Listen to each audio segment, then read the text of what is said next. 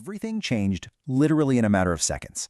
I mean, picture this. One moment, a franchise is looking toward an incredibly bleak, uncertain future. Let me just set the exact temperature of the New York sports media leading into this 2026 offseason for you. It was freezing. The outlook, entirely pessimistic. The fan base was just completely exhausted, right? They were staring down the barrel of yet another grueling rebuilding phase, endlessly dissecting mock drafts, and bracing themselves for, well, more years of irrelevance in the NFC East.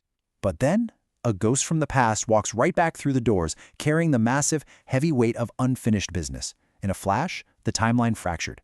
Welcome to NFL Nexus. I'm your host, and today we are embarking on a deep, cinematic explainer of a story that feels like it was ripped straight out of a Hollywood script. Now, before we go any further into this incredible timeline, make sure you subscribe to the channel, hit that like button on this explainer, and comment down below with what you thought. And hey, if you truly want to support the channel and get exclusive deep dives, consider becoming a channel member today. Okay, let's dive into this, because the sheer magnitude of what just happened in the 2026 NFL offseason absolutely cannot be overstated. We are witnessing a true cinematic homecoming. Odell Beckham Jr. is officially returning to the New York Giants. Now you might be thinking, okay, so what? But you have to understand, this isn't just some standard roster move. This isn't just a mid-level free agency signing to fill out the bottom of a depth chart. No way. This is the prodigal son returning to the very concrete jungle where he first became a global icon. The air in New York is completely different right now, and we really need to talk about the ruthless expectations of this specific media market. You know, the concrete jungle does not treat returning veterans with the same grace it offers to starry-eyed rookies.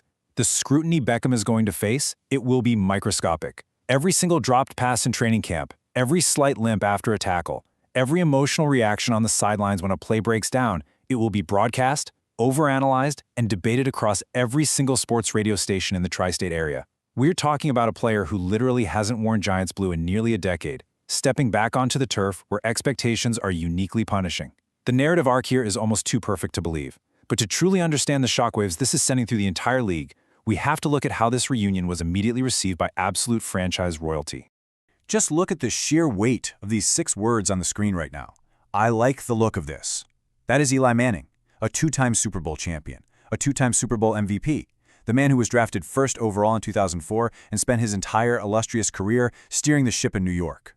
We have to understand the deep historical connection between Eli and OBJ. Eli was the quarterback who threw Beckham that iconic one-handed catch against the Cowboys back in 2014.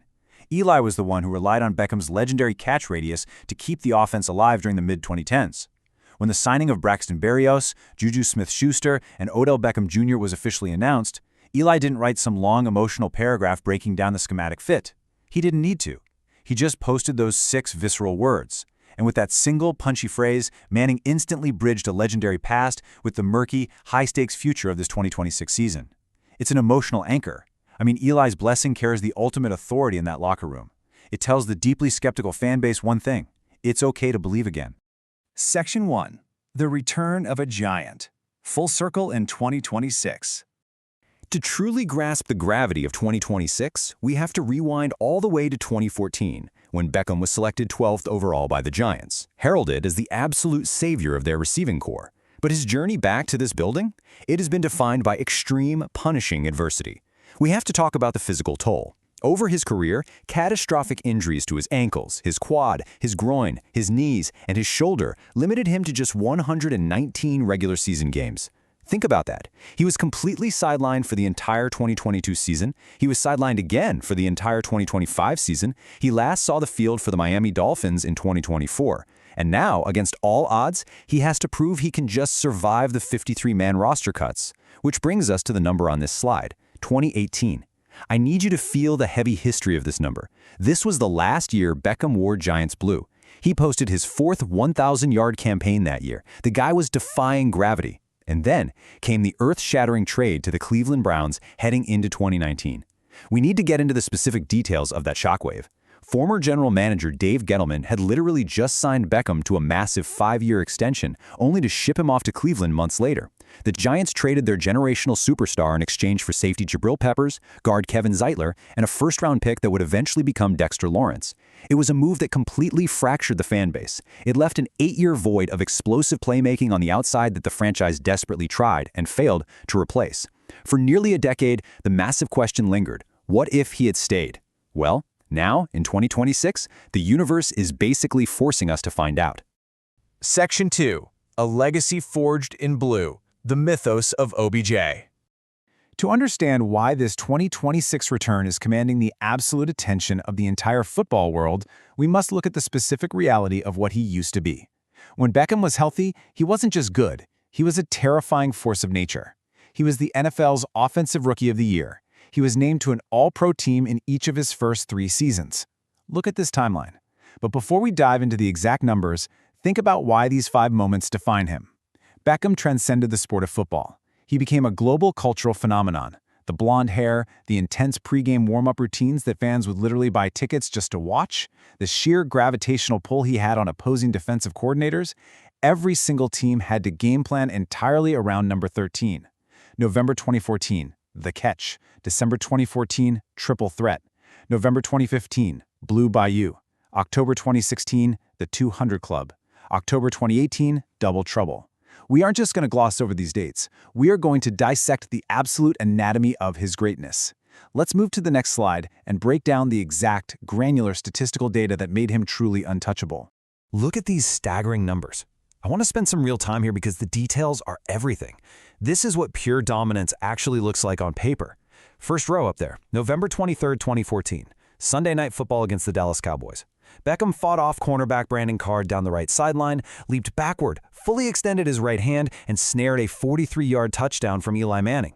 He finished that night with 11 catches for 146 yards and 2 touchdowns. Actually, scratch that. It wasn't just a great catch. It was ranked the 5th greatest reception of all time by the NFL in 2019.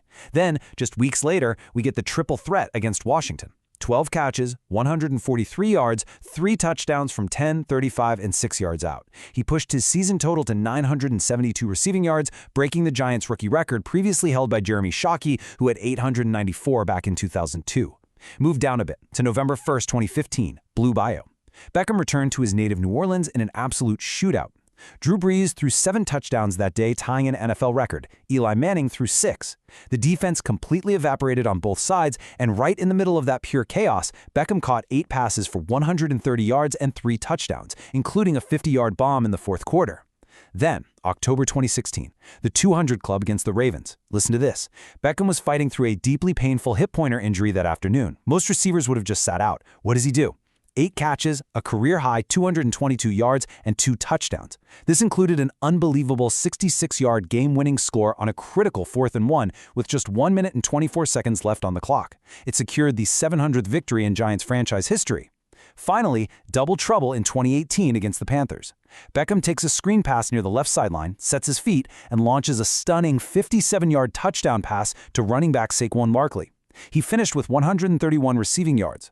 To put that into perspective, it was only the 3rd time in NFL history a player caught a touchdown and threw one in the exact same game. These aren't just stats, guys. This is a massive historical footprint. Section 3. The new Harbaugh regime, shifting the power dynamic. Now, notice the stark contrast between these 2 eras on this slide. The immense tension heading into 2026 is that Beckham is returning to a vastly different organization. On the left, we have the conclusion of the Brian Daboll era. Daboll served as head coach from 2022 to 2025. He had plenty of time to turn the franchise around, but we really have to look at the specific failings. Despite his best schematic efforts, there were massive offensive cohesion issues. The offensive line metrics were frequently near the bottom of the league, terrible miscommunications plagued critical 3rd downs, and the record faltered entirely. Now, look on the right side. The John Harbaugh era begins. This is an aggressive, no-nonsense regime. Harbaugh brings a completely different philosophy, a hardened disciplinary approach focused on relentless physicality, gap control running, and total accountability. The mandate from the front office is crystal clear: win now by any means necessary. But here is the fascinating twist, the hidden detail that makes this Beckham signing actually make sense. Harbaugh and Beckham already have a deep pre-existing connection. Harbaugh coached Beckham in 2023 when they were both with the Baltimore Ravens. They won a lot of games together. Beckham saw Harbaugh's winning culture and specific locker room demands firsthand. He knows exactly what this coach requires of his veterans. It's a completely different vibe now. To execute that win-now mandate, the front office had to aggressively reconstruct the offense. They are building a massive, urgent wide receiver arsenal to support their young quarterback Jackson Dart. But why the sudden urgency to sign 3 veteran receivers off the street? We have to dive into the absolute smallest details here. It's because of the deeply alarming news surrounding star wide receiver Malik Nabers. Nabers recently underwent a second knee surgery. Let me be clear, in the NFL, a second consecutive knee operation for a young, explosive receiver is devastating. It means dealing with compounding scar tissue, a potential loss of burst off the line of scrimmage, and a brutally murky timeline for return. Nabers' Week 1 status is in serious doubt. The Giants were staring down the barrel of a completely depleted, injury-riddled receiver room that would leave their young quarterback completely defenseless. So, they aggressively signed this patchwork arsenal of veterans. Look at the specific skill sets they acquired. Juju Smith-Schuster brings over-the-middle toughness and elite run blocking from the receiver position. Braxton Berrios brings reliable slot separation, quick outs, and return game value.